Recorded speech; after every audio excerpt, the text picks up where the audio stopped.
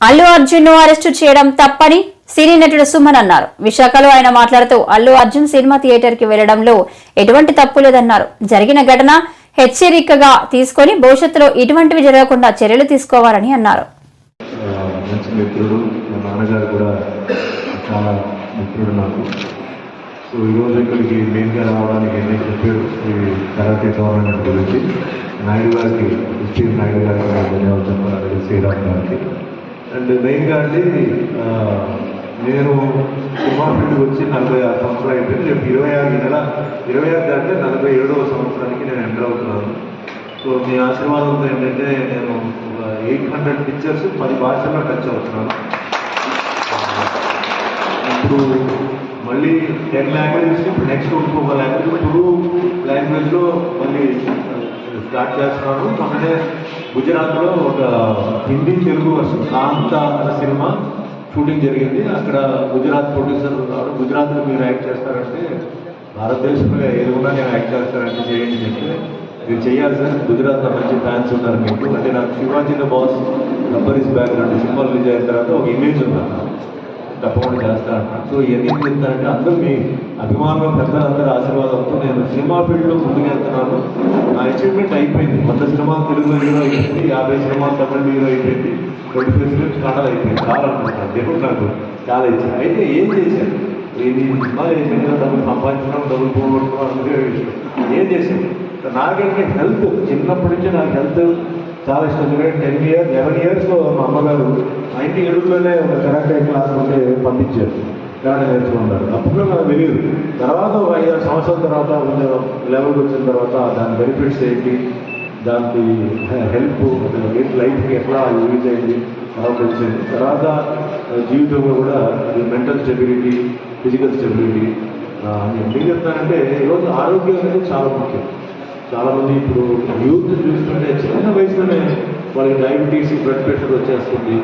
తర్వాత అలవాటు డ్రగ్స్కి వెళ్ళిపోయి మెంటలీ వాళ్ళు అన్ఫిట్ అయిపోయి డ్రింక్స్ బ్యాడ్. బట్ అంతకన్నా డేంజర్ డ్రగ్ ఏంటంటే సొంత తల్లిదండ్రులనే చంపుతున్నారు, అక్క అన్న తమ్ముడిని చంపుతున్నారు. ఇలా భయంకరంగా ఉంది, భయం వస్తుంది.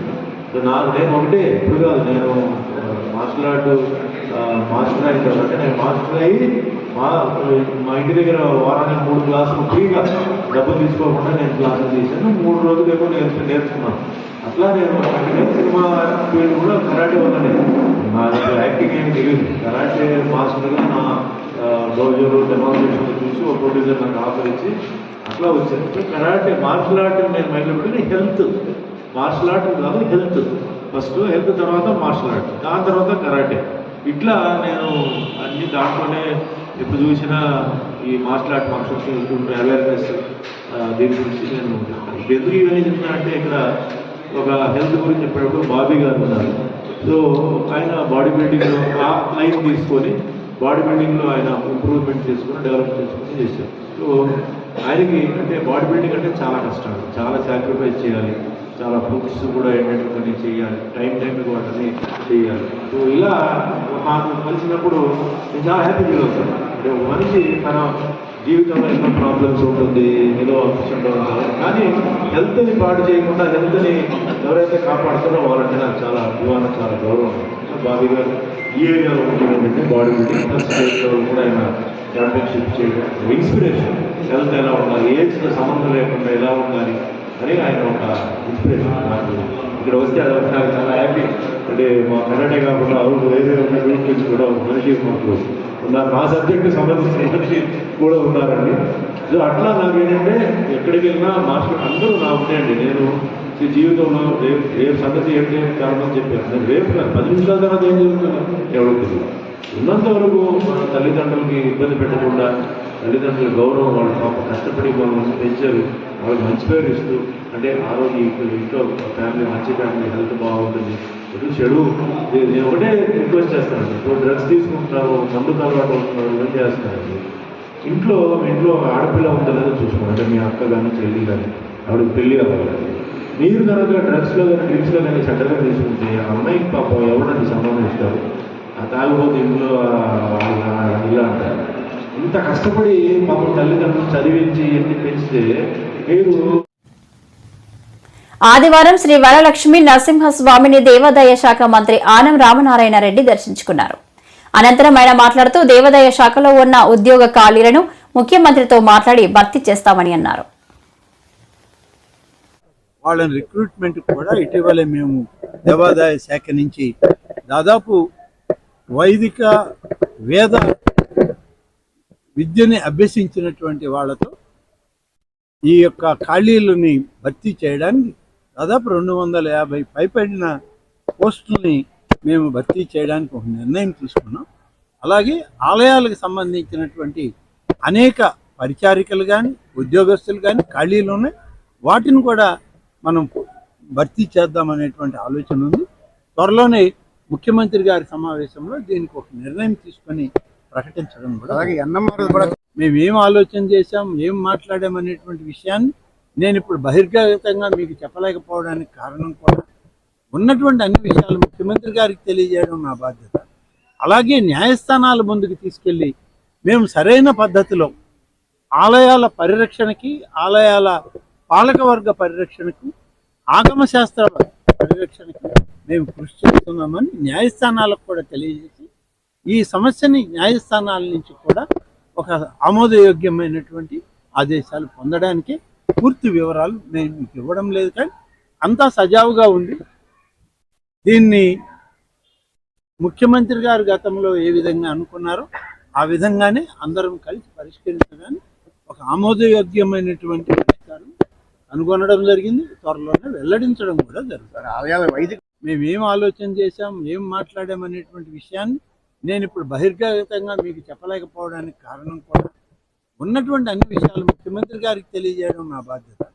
అలాగే న్యాయస్థానాల ముందుకు తీసుకెళ్ళి మేము సరైన పద్ధతిలో ఆలయాల పరిరక్షణకి, ఆలయాల పాలకవర్గ పరిరక్షణకు, ఆగమ శాస్త్ర పరిరక్షణకు మేము కృషి చేస్తున్నామని న్యాయస్థానాలకు కూడా తెలియజేసి ఈ సమస్యని న్యాయస్థానాల నుంచి కూడా ఒక ఆమోదయోగ్యమైనటువంటి ఆదేశాలు పొందడానికి పూర్తి వివరాలు నేను మీకు ఇవ్వడం లేదు, కానీ అంతా సజావుగా ఉంది.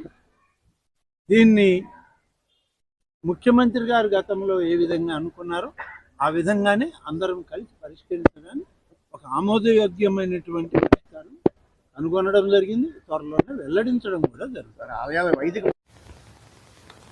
అసెంబ్లీకి హాజరు కాని 11 మంది వైసీపీ ఎమ్మెల్యేలు తక్షణమే రాజీనామా చేయాలని బుద్దా వెంకన్న డిమాండ్ చేశారు. విజయవాడలోని తన కార్యాలయంలో ఆయన మీడియా సమావేశంలో మాట్లాడుతూ వైసీపీ ఎమ్మెల్యేలు అసెంబ్లీకి హాజరు కాకుండా ఎన్నుకున్న ప్రజలనే అవమానిస్తున్నారని విమర్శించారు. ప్రజాధనాన్ని 1,75,000 మేస్తున్నాయి అని కథ చెప్పాల్సినటువంటి పరిస్థితి. ఇందులో పెద్ద మేక ఉంది, పెళ్లి మేక. ఆ మేక ఎక్కడ ఉంటుందంటే బెంగళూరు ప్యాలెస్లో ఉంటుంది. ఇక్కడ ఆయనకి ఇప్పుడు వరకు 5 ఏళ్ళు ఈ రాష్ట్రంలో ఆయనకి ముఖ్యమంత్రిగా పనిచేశాడు. ఇప్పుడైతే ప్రజలు అతన్ని చీకొట్టి తరిమి కొట్టారో ఆ దెబ్బతో ఈయన బెంగళూరు ప్యాలెస్కి అంకితమైపోయాడు. అసలు అసెంబ్లీకి వెళ్ళనటువంటి ఈ 11 మేకలుగా చెబుతున్నటువంటి ఎమ్మెల్యేలు రాజీనామా ఎందుకు చేయరు? మీరు చెప్పండి, రాజీనామా ఎందుకు చేయరు? చంద్రబాబు నాయుడు గారు అసెంబ్లీకి నేను ముఖ్యమంత్రిగానే వస్తానని శపథం చేశాడంటే, ఆ రోజు ఒక రీజన్ ఉంది దానికి.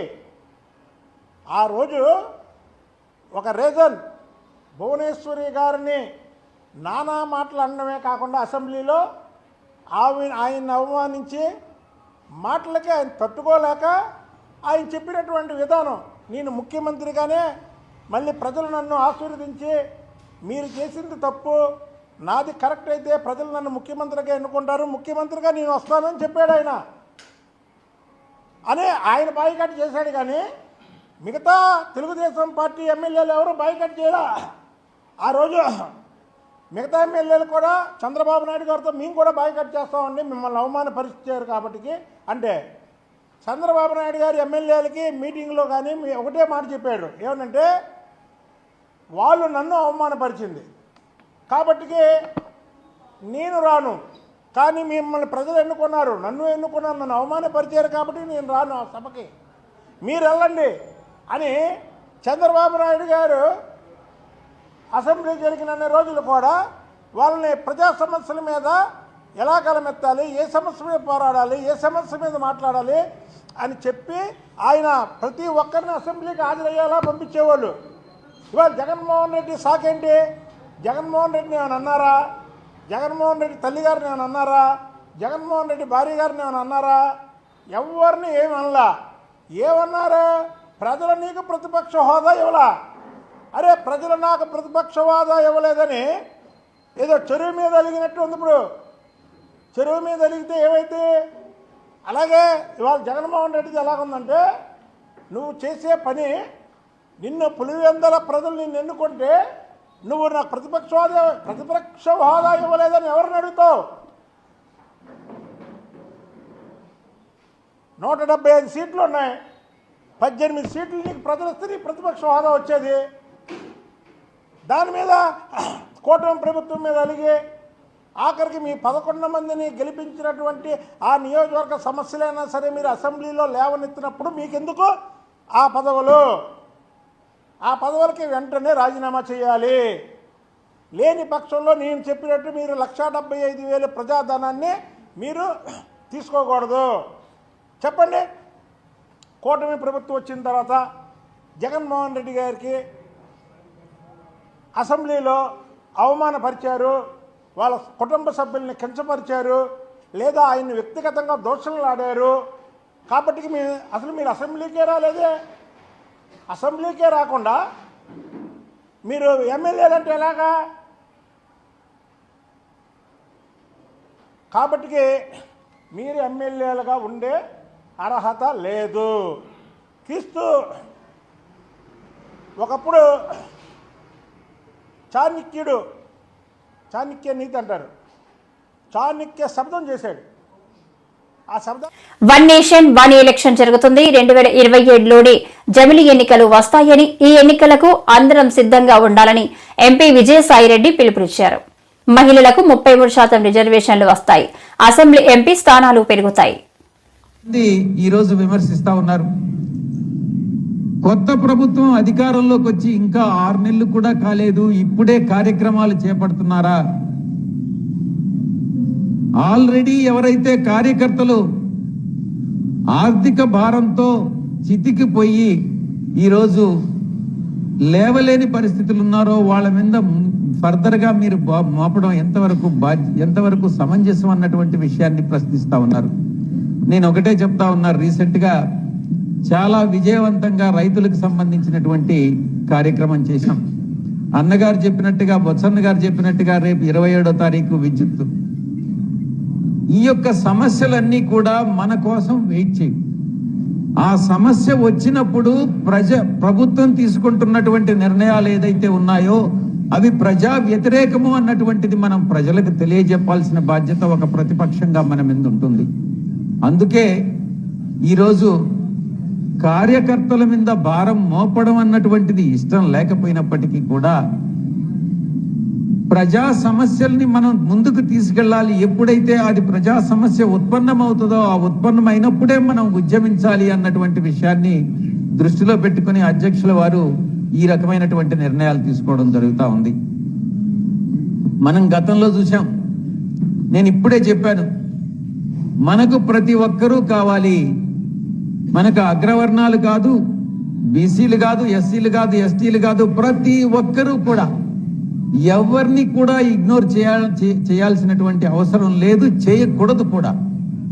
ప్రతి ఒక్క సామాజిక వర్గం మనకు అవసరమే అన్నటువంటి దాన్ని దృష్టిలో పెట్టుకుని గతంలో తప్పకుండా అంటే పేదలు, బడుగు బలహీన వర్గాలు ఆర్థిక రాజకీయ సహకారం ఎవరికైతే అవసరం ఉందో ఏ సామాజిక వర్గంలో ఉన్నప్పటికీ కూడా వాళ్ళందరికీ కూడా మనం సహకరించాల్సినటువంటి ఆ ఆవశ్యకత మన మీద ఉంది అన్నటువంటి విషయాన్ని నేను తెలియజేసుకుంటా ఉన్నా. ఒక పేదరికం అన్నటువంటిది కొన్ని సామాజిక వర్గాల్లో ఎక్కువగా ఉండొచ్చేమో, కానీ అగ్రవర్ణాల్లో కూడా పేదరికం ఉండదు అని మనం చెప్పడానికి లేదు. అది పేదరికం ఎక్కడున్నా కూడా, ఏ సామాజిక వర్గంలో ఉన్నా కూడా, బడుగు బలహీన వర్గాలు ఎక్కడున్నా కూడా వాళ్ళందరికీ మనం చేదోడు వాదోడుగా ఉండాలి. వాళ్ళని అభివృద్ధి, మిగతా సామాజిక వర్గాలతో పాటు మిగతా వర్గాలతో పాటు అభివృద్ధి చెందించేటటువంటి కార్యక్రమం మనం చేపట్టాలి అని ఈ సందర్భంగా నేను విన్నవించుకుంటా ఉన్నా. మనం పెట్టేటటువంటి పథకాలు ఏది కూడా ఒక సామాజిక వర్గాన్నో, ఒక మతాన్నో, ఒక కులాన్నో ఆధారం చేసుకొని కాకుండా, బడుగు బలహీన వర్గాలు ఎక్కడ ఉన్నా కూడా వాళ్ళందరికీ కూడా ఈ యొక్క సంక్షేమ పథకాలు అందేలా చేసినప్పుడే మనకు బంగారు భవిష్యత్తు ఉంటుందని నేను మీ అందరికీ కూడా సభాముఖంగా తెలియజేసుకుంటా ఉన్నా. స్వామివారి సన్నిధానంలో నెలగంట మ్రోగింది. ధనుర్మాసం ప్రారంభం. స్వామివారి సన్నిధిలో నెలగంట మ్రోగింది. ధనుర్మాసం ప్రారంభం. శ్రీ వరాహలక్ష్మి నృసింహ స్వామివారి దేవస్థానం సింహాచలం నందు ధనుర్మాసం ప్రారంభం సందర్భంగా ఆలయ కార్యనిర్వహణాధికారి వి త్రినాథరావు ఆదేశాల మేరకు సోమవారం ఉదయం 6:35 శ్రీ స్వామివారి సన్నిధిలో నెలగంట పెట్టుట ఆలయ స్థానాచార్యులు టిపి రాజగోపాల్, ఉప ప్రధానార్చకులు సీతారామాచార్యులు ధనుర్మాస ఉత్సవాన్ని అత్యంత వైభవంగా నిర్వహించారు.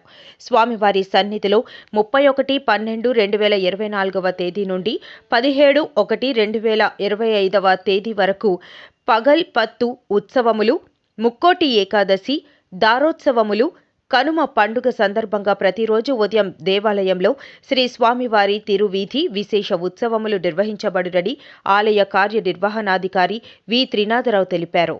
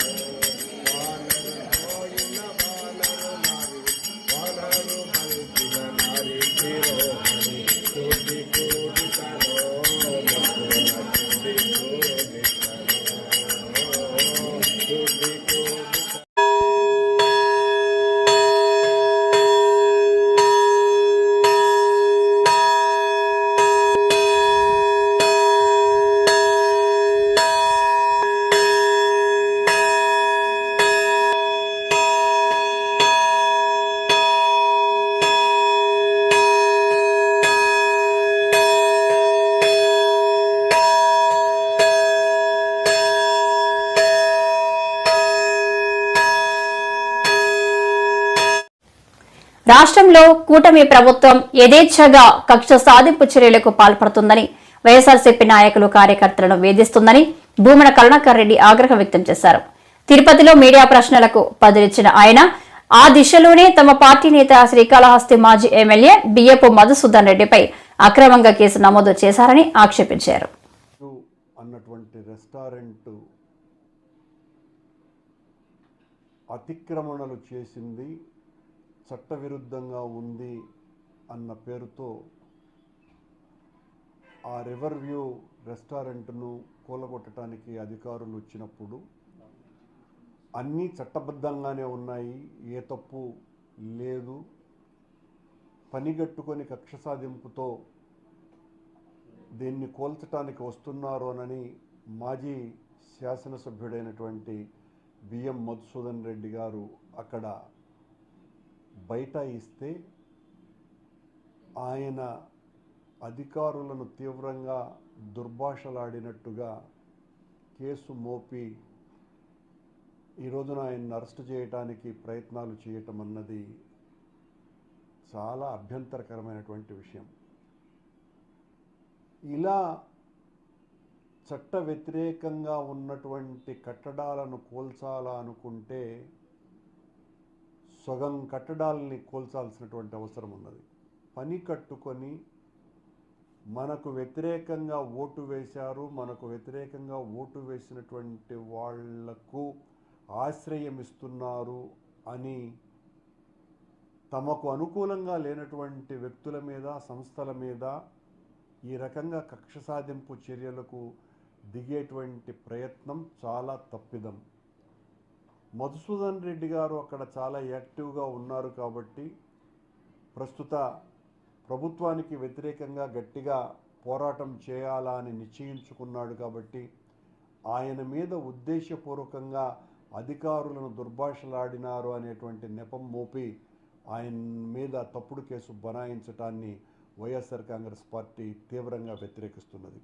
ఇది ఒక కాళహస్తికి పరిమితి కాలేదు. ప్రతి చోట ఇదే రకంగా తమకు నచ్చనటువంటి వ్యక్తుల మీద, సంస్థల మీద ఈ రకంగా వాళ్ళ మీద ఏదో ఒక రకమైనటువంటి దుష్ప్రచారాన్ని చేసి వాళ్ళు తప్పుడుగాళ్ళు అని మొదట ప్రచారం చేసి వాళ్ళ మీద కేసులు బనాయించేటువంటి కార్యక్రమాలు చాలా పెద్ద ఎత్తున జరుగుతున్నాయి. ఇది ప్రజాస్వామ్యంలో ఏమాత్రము కూడా సరైనటువంటి చర్యలు కావివి. కాళహస్తిలో మొన్న జరిగినటువంటి సంఘటన, అక్కడికి దాదాపు 10 మందికి పైగా సీనియర్ అడ్వకేట్స్ కూడా అక్కడికి రావటం జరిగింది. ఆ రివర్ బే రెస్టారెంట్కు అన్ని ఏ రకమైనటువంటి ఆ అతిక్రమణలు అది చేయలేదు. దానికి తోడు అంతకు పూర్వం ఆ కరకట్టను బాగు చేయాలా అన్నటువంటి ఆలోచన వచ్చిందే బిఎం మధుసూదన్ రెడ్డికి. అంతకు పూర్వం ఏ శాసనసభ్యునికి, ఏ అధికారికి కూడా ఆలోచన లేదు. ఇతను దాన్ని మరొక వేగా వచ్చేటువంటి యాత్రికులకు, రాకపోకలకు బాగుంటుంది అని